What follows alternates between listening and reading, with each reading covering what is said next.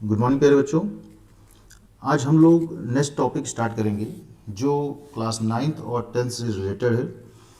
ये आपका अंग्रेजी का बेटा जो ग्रामर ऑब्जेक्टिव टाइप कुछ क्वेश्चंस होते हैं बेटा, वो आपके पेपर में पूछे जाते हैं। तो उन क्वेश्चंस को आज हम यहाँ पे देखेंगे और साथ में ये भी देखेंगे कि उसका अगर कोई आंसर है इन चारों में से कोई एक, तो आंसर क्यों है और उसका कारण क्या है वह आंसर होने का। चलिए स्टार्ट करते हैं। देखिए बेटा, हमारा पहला क्वेश्चन है, he spend a lot of time he spend a lot of money on purchasing costly clothes. उसने मतलब बहुत सारे पैसे खर्च किए, ठीक है, बहुत से महंगे कपड़े खरीदने में। तो यहाँ पूछा गया है कि जो वर्ड स्पेंड है वो क्या है। स्पेंड बेटा वास्तव में वर्ब है। स्पेंड वास्तव में क्या होता है, एक वर्ब होता है। अगर आपको पता हो, एक वर्ड होता है स्पेंड, इसका जो बेटा फर्स्ट फॉर्म होता है वो होता है स्पेंड और सेकंड थर्ड फॉर्म होती है स्पेंड स्पेंड, ठीक है। सेकंड फॉर्म भी स्पेंड होती है, थर्ड फॉर्म भी स्पेंड होती है।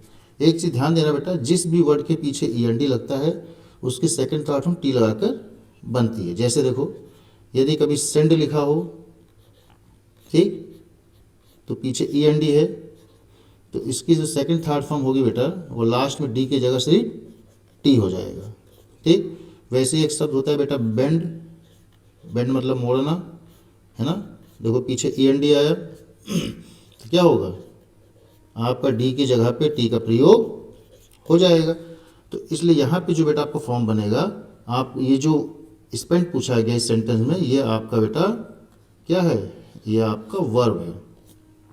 और वैसे ठीक है, और वैसे भी कंफ्यूजन हो कभी तो ये ध्यान देना, वर्ब जो होता है बेटा वो हिंदी में बोलते समय इस समझ लो कि ना लगता है, जैसे लिखना, पढ़ना, बोलना, नाचना। तो स्पेंड मतलब बेटा खर्च करना, स्पेंड मतलब खर्च करना। और यहाँ देखो सब्जेक्ट आया है, अगर ये ध्यान दोगे तो ये वाला जो बेटा स्ट्रक्चर है ये पास्ट इंडेफिनिट का, कैसे है ना, स्ट्रक्चर किसका बना है, पास्ट इंडेफिनिट का।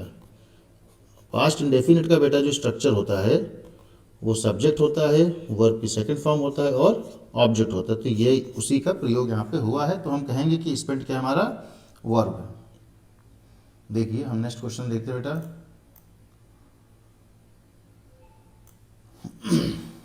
हाँ देखिए, एक चीज बेटा याद रखना आप लोग, यदि कभी भी आपको ये एज सून एज वाला ऐसा लिखा मिल जाता है, ठीक, कभी भी एज सून एज बेटा मतलब ज्यों ही, जैसे ही, इसका मतलब है जैसे ज्यों ही मैं विद्यालय पहुंचा त्यों ही घंटी बज गई ना। तो एज सून एज ये जब भी लिखा मिलेगा बेटा तो उसके बाद में एक सब्जेक्ट रहेगा, वर्ब रहेगा, ठीक। अगर वो बेटा पास्ट इंडेफिनिट है, यदि वो पास्ट इंडेफिनिट है तो उसका जो आगे आने वाला जो सेंटेंस होगा, कोई सब्जेक्ट वो भी रहा होगा, यहाँ पे कोई सब्जेक्ट रहा होगा, यहाँ कोई दूसरा सब्जेक्ट या सेम सब्जेक्ट रहा होगा, तो उसके बाद में जो बेटा अगला जो वर्ब आएगा वो भी आपका सेकंड फॉर्म वाला ही आएगा, है ना। यदि एज सून एज के बाद में यदि पास्ट इंडेफिनिट है, ठीक, तो उसके बाद में अगला जो आएगा वो भी पास्ट इंडेफिनिट ही रहेगा, मतलब ठीक है, समझ में आई चीज़। तो यहाँ पे देखो बेटा, यहाँ पे आई आ गया, सब्जेक्ट आ गया ना, तो सब्जेक्ट के बाद अब क्या बचा, सिर्फ वर्ब ही बचा है। तो वर्ब इसमें क्या है, देखो यहाँ तो हैज के साथ हेल्पिंग वर्ब है, यहाँ पे विल के साथ हेल्पिंग वर्ब है, यहाँ पे वुड के साथ हेल्पिंग, यही सिर्फ एक वर्ब है, रीच्ड पहुँचना। तो यही आपका आंसर हो जाएगा। तो इस चीज़ को ध्यान देना आप। देखिए नेक्स्ट है, अनलेस ही बेग्स। एक बेटा आपको यहाँ पे मैं एक ट्रिक और बताता हूँ। यदि कभी भी आपको बेटा ऐसा लिखा मिल जाए, इफ़ लिखा हो, उसके बाद में सब्जेक्ट हो, उसके बाद में वर्ब की फर्स्ट फॉर्म हो, है ना, या फर्स्ट फॉर्म के साथ बेटा मतलब अगर सब्जेक्ट आपने पढ़ा होगा कभी कभी, अगर सब्जेक्ट एक वचन होता है तो ऐसे या ई एस भी लग जाता है, ठीक। ऐसा अगर लिखा हो, उसके बाद में कोई ऑब्जेक्ट भी हो सकता है, नहीं भी हो सकता है, तो उसके बाद में जो अगला बेटा सेंटेंस बनता है वो हमेशा आपका सब्जेक्ट सेम, है ना, एक हो, दूसरा सब्जेक्ट हो, सेम भी सब्जेक्ट हो सकता है। तो उसके बाद में क्या होता है, उसके बाद में हमेशा बेटा यहाँ पे या तो विल आएगा या तो शैल आएगा, या तो विल आएगा या तो शैल का प्रयोग हम लोग करेंगे, और हमेशा इसके बाद वर्ब की कौन सी फॉर्म आती है, विल और शैल के बाद में हमेशा बेटा वर्ब की फर्स्ट फॉर्म का ही प्रयोग हम लोग करते हैं। और चाहे इफ़ लिखा हो, चाहे इफ़ की जगह पर आपका व्हेन लिखा हो, ठीक है, और स्ट्रक्चर बेटा सेम सब यही रहेगा। ठीक, आप ये ध्यान देना बेटा, कभी भी एक सेंटेंस में, एक लंबा सा सेंटेंस है तो उसमें कभी भी दो फ्यूचर टेंस का प्रयोग नहीं हो सकता है, कभी भी दो फ्यूचर टेंस का प्रयोग नहीं हो सकता है। जो काम पहले होता है उसके अंदर प्रेजेंट इंडेफिनिट लगता है, ठीक, और जो काम बाद में होता है उसमें फ्यूचर इंडेफिनिट लगता है। यहाँ पे और भी बहुत से शब्द, एक अनलेस भी हो सकता था बेटा, ठीक है, और हमेशा ध्यान देना अनलेस में नहीं छिपा होता है। चलिए इस क्वेश्चन को भी आगे देखेंगे, बहुत से क्वेश्चन आएंगे, ठीक है, तो इन चीज़ों को आपको ध्यान देना। यदि इसके ऊपर बेस्ड बेटा कोई भी क्वेश्चन अगर आपको आता है तो आप उसको आसानी से कर सकें, इसलिए मैं आपको सारे तरीके बता रहा हूँ।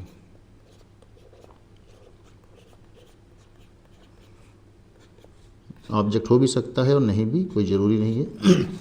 ठीक है, अब देखो बेटा यहाँ पर अनलेस आ गया, ठीक, अनलेस का मतलब होता है, देखो अनलेस ही बैक्स, जब तक कि नहीं, जैसे जब तक कि नहीं, तो इसके अंदर बेटा नहीं छिपा होता। हमेशा ध्यान देना, यदि अनलेस के बाद कभी भी वाक्य में नॉट लिखा नहीं मिलेगा। यहाँ देखो अनलेस ही बैक्स, तो ये अनलेस ही बैक्स, तो बैक बेटा एक होता है वर्ब की फॉर्म होती है, ठीक है,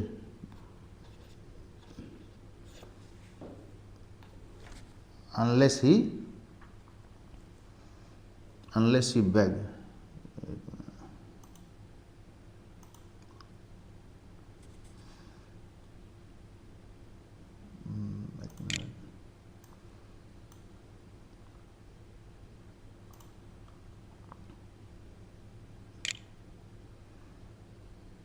थोड़ा सा टेक्निकल इशू है, एक मिनट। देखिए बेटा, unless he bags my pardon, मतलब जब तक वो मुझसे क्षमा नहीं मांगता, जब तक वो मुझसे क्षमा नहीं मांगता, I dash not excuse him, मतलब मैं उसको माफ़ नहीं करूँगा। तो देखो यहाँ पर ये बेटा आपकी, देखो सब्जेक्ट है, देखो ये सब्जेक्ट लिखा है, ठीक है, ये सब्जेक्ट और ये आपकी वर्ब की फर्स्ट फॉर्म है और साथ में एस और ई एस लिखा है, ठीक। तो ऐसा स्ट्रक्चर कभी भी मिलता है तो बेटा जो अगला जो सेंटेंस बनेगा उसमें इस वाले टेंस का प्रयोग किया जाएगा। तो आई के साथ बेटा वैसे शेल लगता है, यदि शेल ना लिखा मिला हो तो विल लिखा मिलेगा, उसी को आप सही कर देंगे, ठीक। यहाँ पे बन जाएगा unless he bags my pardon I will not excuse him, तो ये आपका आंसर हो जाएगा। नेक्स्ट देखिए, हमेशा ध्यान देना बेटा एक टेंस में, एक सेंटेंस में कभी भी दो फ्यूचर टेंस का प्रयोग नहीं होगा, ठीक है। अब देखिए क्वेश्चन नंबर आपका 4 है, students will have left the classroom before the teacher. अब यहाँ देखो, यहाँ बेटा फ्यूचर टेंस है, विल लिखा है, वैसे विल हैव जो होता है बेटा वो फ्यूचर परफेक्ट का होता है और उसके बाद में हमेशा वर्ब की थर्ड, जब भी आपको विल हैव लिखा मिलेगा उसके बाद में ये थर्ड फॉर्म लिखी है। और यहाँ देखो बेटा, यहाँ पे ये था आपका, यहाँ पे हमको फिल करना था, तो यहाँ पे बेटा जो आपका आंसर आएगा, यहाँ ऑप्शन नहीं लिखा है, वास्तव में यहाँ एंटर शब्द का प्रयोग होगा, ठीक। देखिए मैंने अभी क्या बताया, अगर एक ही सेंटेंस में देखो फ्यूचर आ गया है तो अगला जो आएगा बेटा, अगला जो आएगा वो प्रेजेंट इंडेफिनिट ही आएगा, ठीक है। जैसे यहाँ पे देखो, अगर देखो टीचर जो बेटा ये सब्जेक्ट है, उसके बाद में जो वर्ब आएगा, यदि सब्जेक्ट सिंगुलर, देखो सब्जेक्ट अगर सिंगुलर होता है तो V1 के साथ क्या आता है, एस या ई एस, वर्ब की फर्स्ट फॉर्म के साथ में एस या ई एस का प्रयोग हम लोग करते हैं, ठीक है। तो सब्जेक्ट सिंगुलर थे तो यहाँ पे क्या होगा, यहाँ पे एंटर्स का प्रयोग होगा, ठीक है, क्योंकि आपको पता होना चाहिए एंटर बेटा फर्स्ट फॉर्म होती है और सेकंड थर्ड फॉर्म आपकी एंटर्ड होती है, ठीक। तो यहाँ पे न तो ये आएगा क्योंकि बता चुका हूँ फ्यूचर है, तो यहाँ पे प्रेजेंट इंडेफिनिट और हैज हेल्पिंग वर्ब करके कुछ आएगा ही नहीं, हेल्पिंग वर्ब करके कुछ आएगा ही नहीं, दो फ्यूचर आ नहीं सकते, तो एक ही बचा तो यही बेटा आपका आंसर हो जाएगा। ठीक है, तो बनेगा एंटर्स। चलिए हम नेक्स्ट क्वेश्चन देखते हैं।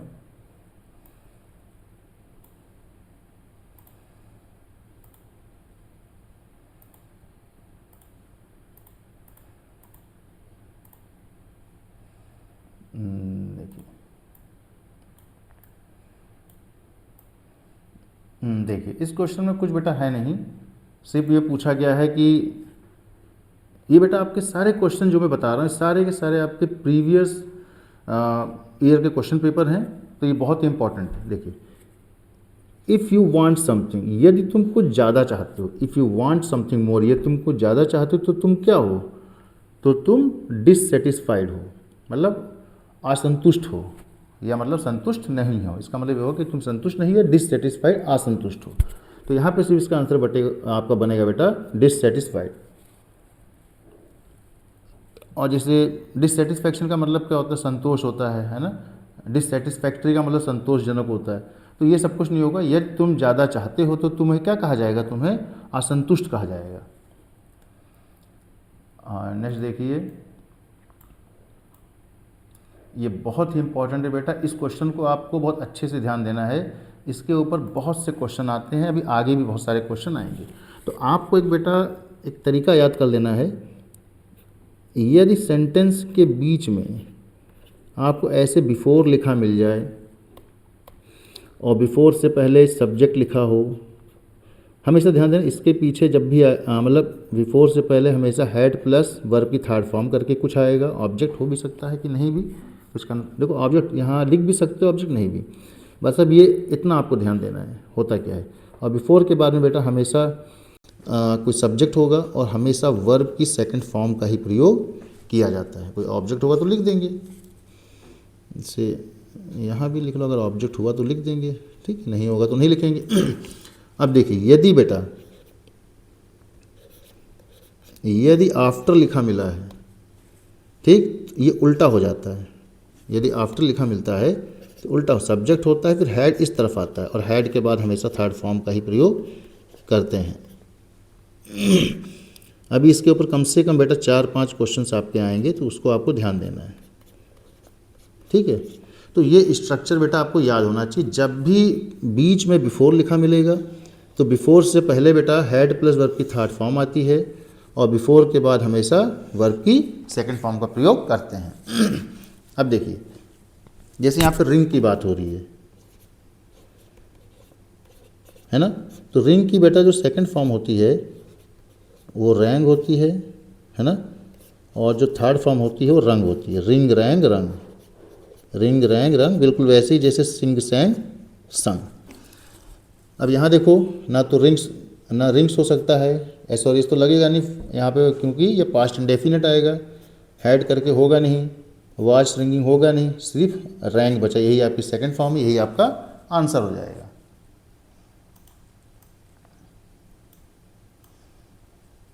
देखिए, इसमें से बेटा वर्ड मीनिंग टाइप का है। सिर्फ ये पूछा गया है, people who watch and listen, लोग जो मतलब देखते हैं सुनते हैं स्पीच, उनको क्या कहते हैं? उनको बेटा ऑडियंस कहते हैं। आप इसको याद कर लेना है। जो किसी स्पीच को सुनते हैं या देखते हैं उसको क्या, उनको क्या बोलते हैं? ऑडियंस कहते हैं, श्रोता बोलते हैं। इतना तो आप लोग जानते ही हो गए।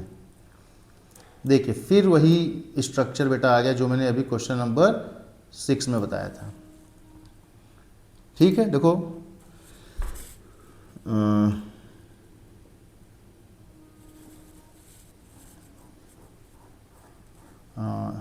अच्छा, ये बेटा थोड़ा ये जो है यहाँ पे गलत लिख गया है।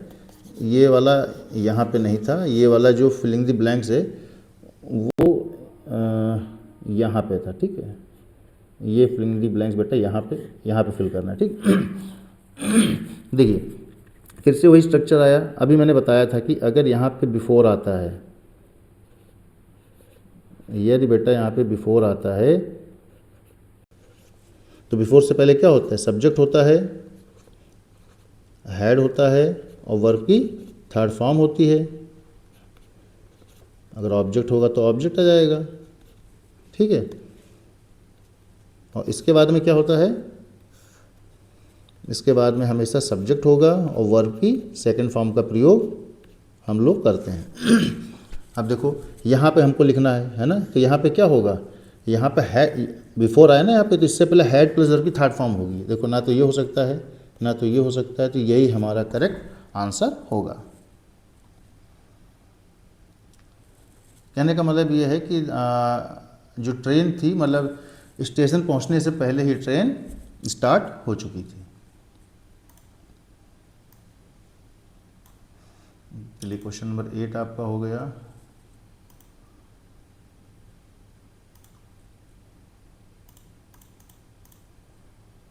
क्वेश्चन नंबर 8,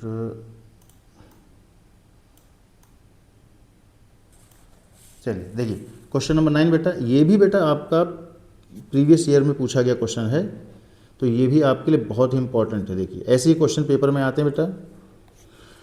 देखिए फिर यहाँ पे बिफोर आया है, ये मैं थोड़ा इसमें लिखना भूल गया, ये यहाँ पे बेटा हमको भरना है। ठीक है, हमारा जो फिलिंग द ब्लैंक्स है ये है, यहाँ पूछा गया है, यहाँ फिलिंग द पूछा गया है। अब देखिए अब हम करेंगे क्या, ये वास्तव में क्वेश्चन बेटा ऐसे लिखा है,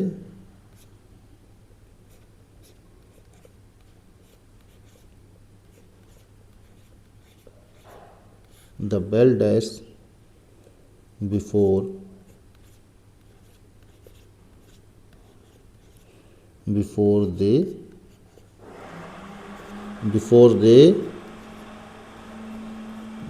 दे रीच, ये क्वेश्चन है। ठीक है, तो हमारा बेटा अभी हमने देखा है कि बिफोर से पहले क्या होगा, वर्ब की third form had plus verb की थर्ड फॉर्म का प्रयोग हम लोग करेंगे। ठीक है, तो ना हमारा ये हो सकता है ना हमारा ये हो सकता है कि सेकंड फॉर्म है, विल लगेगा ही नहीं, हैड लगेगा, तो हैड रन करके ये हो जाएगा। ठीक है, अब हम देखते हैं क्वेश्चन नंबर हमारा, क्वेश्चन नंबर 10। देखिए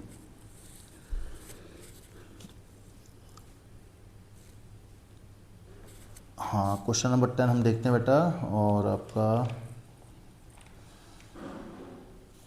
ठीक है। देखिए क्वेश्चन नंबर 10 लिखा है, I will not go to his party, मैं उसके पार्टी में नहीं जाऊंगा जब तक वह मुझे नहीं बुलाता है। मैं उसकी पार्टी में नहीं जाऊंगा जब तक वह मुझे नहीं इनवाइट करता है, नहीं आमंत्रित करता है। अगर देखो ये वही स्ट्रक्चर है बेटा, मैंने क्या कहा था, एक ही टेंस में कभी दो फ्यूचर नहीं हो सकते। देखो ये है प्रेजेंट इन, ये फ्यूचर इंडेफिनिट और ये है प्रेजेंट इंडेफिनिट। ठीक, इनवाइट की सेकंड थर्ड फॉर्म इनवाइटेड होता है, तो आप इसको प्रैक्टिस कीजिए। यहाँ पे आंसर बेटा होगा unless, I will not go to his party, मैं उसकी पार्टी में नहीं जाऊंगा जब तक वो मुझे नहीं आमंत्रित करता है। इन अनलेस में बेटा नहीं छिपा होता है, ध्यान रखना, जब तक वो मुझे इनवाइट नहीं करता है। अगर एक सेंटेंस में बेटा ध्यान रखना, अगर एक फ्यूचर आ चुका है तो अगला फ्यूचर नहीं होगा, इसका मतलब ठीक है ना, यही वैसा ही लिखा गया है। और यहाँ पे से ये पूछा गया है इस वर्ड में से क्या आएगा, ये आई विल नॉट, मैं उसके पार्टी में नहीं जाऊँगा। तो आप बेटा खुद सोचो, मैं उसकी पार्टी में नहीं जाऊंगा, यदि आप इफ़ लगाओगे तो इसका मतलब यदि होता है, उसकी पार्टी में नहीं जाऊंगा यदि वो इनवाइट करता है ना, ये सेंटेंस सही नहीं है, आपका अनलेस का प्रयोग करेंगे। I will not go to इस पार्टी, मैं उसकी पार्टी में नहीं जाऊंगा जब तक वो मुझे इन्वाइट नहीं करता है। हाँ यहाँ पे देखो बेटा, ये भी इंपॉर्टेंट आपको याद कर लेना है कि जो ट्रू शब्द जब भी मिलेगा, ट्रू के बाद में आपको टू का प्रयोग करना है। जैसे this young man is true to his word, वह जो आदमी है अपनी बात का, अपने वचन का पक्का है। ठीक, अपने बात का पक्का है। ठीक है, तो हमेशा ध्यान रखना बेटा, ट्रू के बाद हमेशा टू का प्रयोग करते हैं। ट्रू के बाद हमेशा टू का प्रयोग किया जाता है, तो यहाँ पे टू होगा। ठीक, this young man is true to his words, वो आदमी अपने बात का या वचन का पक्का है। ठीक, अब आपका ये क्वेश्चन नंबर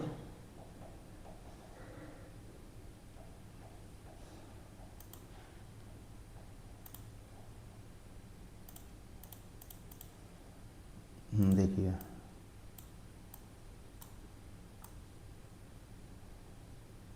क्वेश्चन नंबर कितना हो गया था बेटा आपका,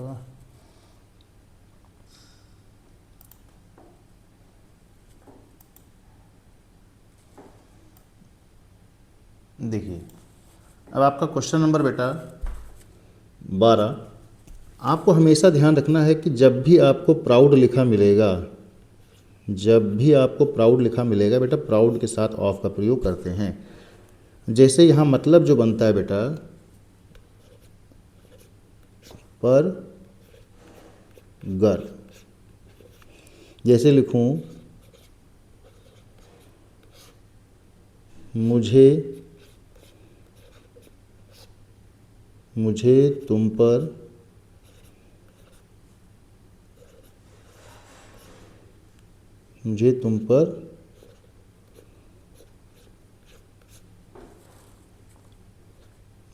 पर गर्व है, मुझे तुम पर गर्व है।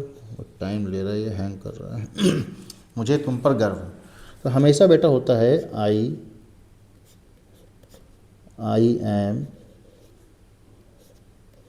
Am proud of you, I am proud of you, ये बहुत पूछा जाता है बेटा, I am proud of you. ठीक, और हमेशा ध्यान रखना बेटा, ऑफ के बाद में या ऑफ को प्रीपोजिशन के बाद में बेटा अगर यहाँ पे जो आता है ये हमेशा आपका ऑब्जेक्टिव केस होता है। कौन सा केस होता है? ऑब्जेक्टिव केस होता है।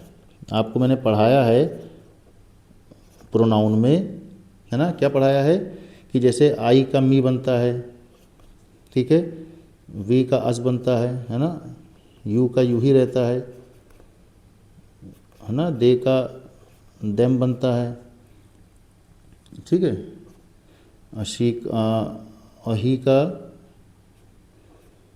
ही का हिम बनता है और शी का हर बनता है, ठीक है। तो आपको ये ध्यान देना है कि शी का क्या बनता है? हर बनता है, ठीक है।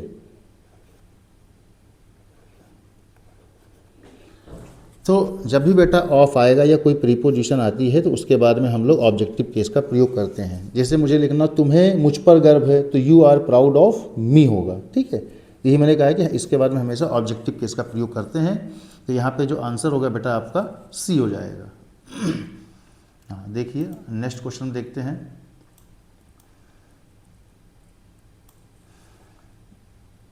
नेक्स्ट क्वेश्चन है बेटा आपको हमेशा ध्यान देना है कि जब भी आपको प्रिवेंट शब्द मिलेगा, प्रिवेंट के बाद हमेशा फ्रॉम का ही प्रयोग करना है। प्रिवेंट फ्रॉम मतलब होता है से रोकना। से यहाँ पे फ्रॉम का मतलब से के सेंस में है, से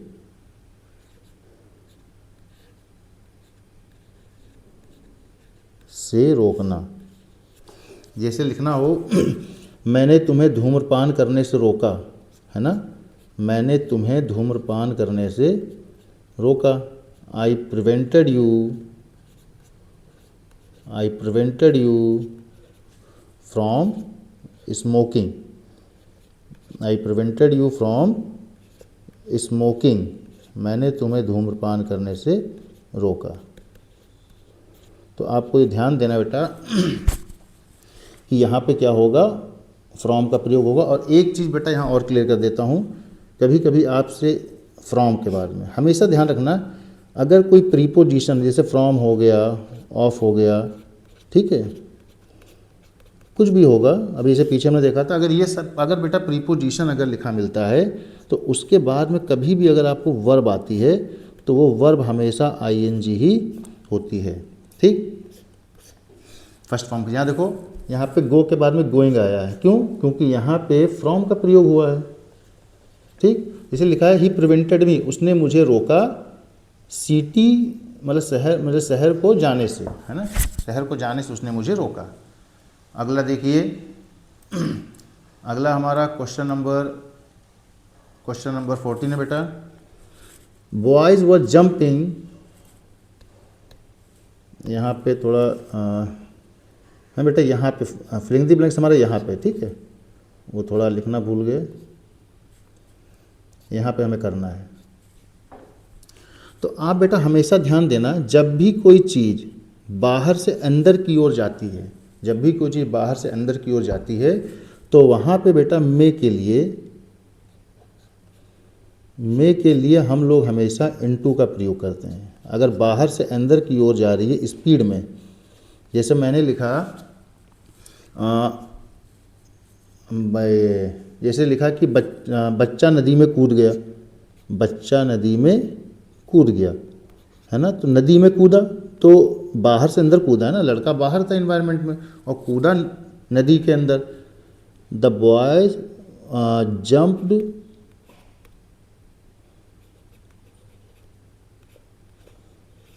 जम्प्ड इनटू अ रिवर, बच्चा एक नदी में कूद गया। यहाँ पे इनटू आया, ठीक है। तो इनटू के जब भी बाहर से अंदर की ओर बात आएगी बेटा, वहाँ पे इनटू का प्रयोग हम लोग, जैसे लिखा कि गेंद कुएं में गिर गई, तो कुएं में जब गेंद गिरी तो बाहर से अंदर गिरी। यदि मैं लिखता हूँ कि मैंने अपना पर्स अपनी जेब में डाला, तो जेब में डाला तो जेब मतलब पर्स जो था वो बाहर था, उसको उठा के एक जेब में डाला। जेब जो एक बंद चीज़ है, उसके अंदर जब गया तो वहाँ पे मेक का मतलब इनटू होता है। देखिए बॉयज़ वर जंपिंग, तो यहाँ पे बेटा इनटू का प्रयोग होगा, बच्चे जो थे वो तालाब में कूद गए। तो हमारा आंसर बेटा ये डी हो जाएगा, इनटू। नेक्स्ट क्वेश्चन नंबर 15 देखिए, अंकित इज वरीड। देखो बेटा वरीड अबाउट कहा जाता है, वरीड अबाउट, वरीड मतलब होता है चिंतित, वरीड मतलब होता है चिंतित।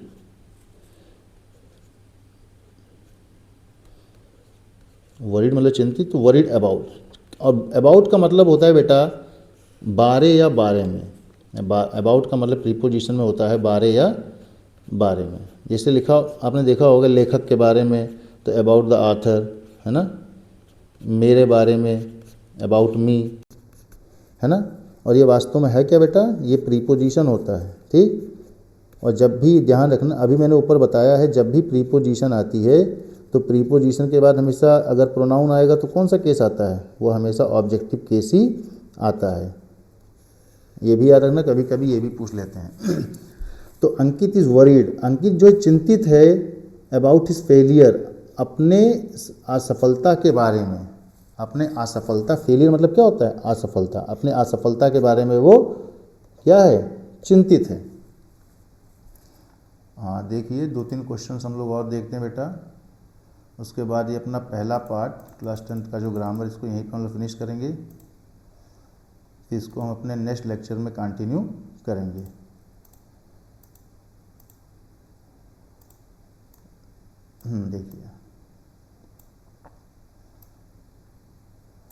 देखिए क्वेश्चन नंबर बेटा आपका 16 है। मोहन इज टेकिंग, ये क्वेश्चन थोड़ा ऐसे लिखा है, Mohan is taking rest, Mohan is taking rest, ये यहाँ पे बेटा पूछा गया है, मोहन इज टेकिंग रेस्ट। आज को एक चीज़ बेटा याद रखना, पेड़ के नीचे बैठने की जब भी बात आएगी, पेड़ के नीचे जब भी, देखो अंडर का प्रयोग तब करते हैं जैसे कोई चीज़ ऊपर हो, जैसे मान के चलो ये टेबल हो, है ना, ये टेबल बना हो और टेबल बना हो और टेबल के नीचे बिल्ली बैठी हो, है ना, टेबल के नीचे बिल्ली बैठी हो, बिल्ली बैठा हो या कुत्ता बैठा हो, तो लेकिन अगर आप ध्यान दो कि वो उसको टच नहीं कर रहा है, ऊपर का जो बेटा ये है, उसका जो ऊपर वाली प्लाई है उससे वो क्या थोड़ा सा उसमें गैप है। तो ऐसे केस में जब नीचे बैठने की बात होती है तो हमेशा हम लोग क्या करते हैं, अंडर का प्रयोग करते हैं। यदि मैं बोलना हो कि बिल्ली टेबल के नीचे बैठी है तो बोलेंगे the cat is sitting under a table. वैसे ही मोहन एक पेड़ के नीचे बैठा है, आराम कर रहा है, तो पेड़ एक ऐसा है बेटा, ठीक है ना, और पेड़ के नीचे तो इस तरफ बैठा होगा, ठीक है, यहाँ पे कहीं बैठा होगा तो उससे थोड़ा गैप है, तो यहाँ पे नीचे के लिए हम लोग अंडर का प्रयोग करते हैं, तो आपका अंडर आंसर हो जाएगा। नेक्स्ट देखिए, अभी इस क्वेश्चन को बेटा हम देख चुके हैं ऊपर, इसका जो क्वेश्चन क्या ऐसा ही सेम क्वेश्चन था कुछ। देखिए सी जंप्ड, वह कूदी, कहाँ कूदी, कुएं में। अब जब कुएं में कूदी तो बेटा बाहर से अंदर की ओर कूदी होगी, है ना, अपने बच्चे को बचाने के लिए। तो ऐसे केस में क्या करते हैं हम लोग, इनटू का प्रयोग करते हैं, ठीक। तो यहाँ पे हमारा इनटू आंसर हो जाएगा। जो रूल हो चुका उसमें ज़्यादा टाइम नहीं लगेगा। फिर देखिए क्वेश्चन नंबर 18 आपका बेटा, वी आर प्राउड। अभी हमने देखा प्राउड के साथ हमेशा ऑफ का प्रयोग करते हैं और यहाँ हिंदी मतलब निकलता है पर। We are proud of our culture, हमें अपने कल्चर पर गर्व है, हमें अपने संस्कृति पर, कल्चर पर क्या है, गर्व है। नेक्स्ट देखिए क्वेश्चन नंबर 19, ही स्लेप्ट। फिर वही क्वेश्चन, वो सो गया, वो सो गया, वह सो गया। ठीक है, यहाँ कुछ रूल मैं और बता देता हूँ बेटा। यदि कभी भी आपको डबल ई पी लिखा मिलता है पीछे, तो उसकी जो बेटा सेकंड थर्ड फॉर्म होती है हमेशा एक ही लग के एक हट जाता है, तो क्या बनेगा, स्लेप्ट। यहाँ पे एक रूल ये भी देख लेना। और कभी जैसे क्रीप लिखा हो, क्योंकि मैंने देखा है बच्चों को भी वर्ब की फॉर्म नहीं याद होती है, जिसके पीछे डबल ई लिखा मिलता है उसकी सेकंड थर्ड फॉर्म बेटा एक ई हट जाता है और टी लग जाता है। ठीक, क्रीप मतलब रेंगना। और जैसे एक शब्द देखो वीप है, पीछे क्या लिखा है, डबल ई पी, तो एक ई हटेगा और टी लग जाएगा, वेप्ट, है ना। जैसे कीप होता है, कीप मतलब रखना, तो कीप की सेकंड थर्ड फॉर्म कैप्ट हो जाएगा, एक ही हट जाएगा और टी लग जाएगा। ठीक है, तो इस चीज़ को आप लोग ध्यान देना, ये आपका काम आएगा कहीं ना कहीं। और ये जो फॉर्म होती है बेटा इस तरफ जो मैंने लिखा है, ये वर्ब की सेकंड और थर्ड फॉर्म वो दोनों होती है, सेकंड फॉर्म भी वही होती है, थर्ड फॉर्म भी वही होती है। अब देखिए ही स्लेप्ट, तो सो गया कहाँ, एक हरे पेड़ के नीचे। तो नीचे का मतलब क्या, पेड़ से थोड़ा जुदा रहा होगा, अलग है ना, तो अंडर आएगा बेटा। ठीक, तो इसी के साथ बेटा हम लोग आज का अपना जो ग्रामर के ऊपर बेस्ड जो कुछ ऑब्जेक्टिव क्वेश्चंस पूछे जाते हैं उसका हम लोग फर्स्ट लेक्चर यहीं पे समाप्त करते हैं। और मुझे पूरी उम्मीद है कि आपको जो भी मैंने आज बताया है आपको बेटा अच्छे से समझ में आया होगा। यदि आपके मन में बेटा कोई भी डाउट है तो आप अपने डाउट को कमेंट बॉक्स में पूछ सकते हैं और मैं उसको ज़रूर ही बताने का प्रयास करूँगा। और इसी के साथ बेटा मैं आपसे अलविदा लेता हूँ। धन्यवाद।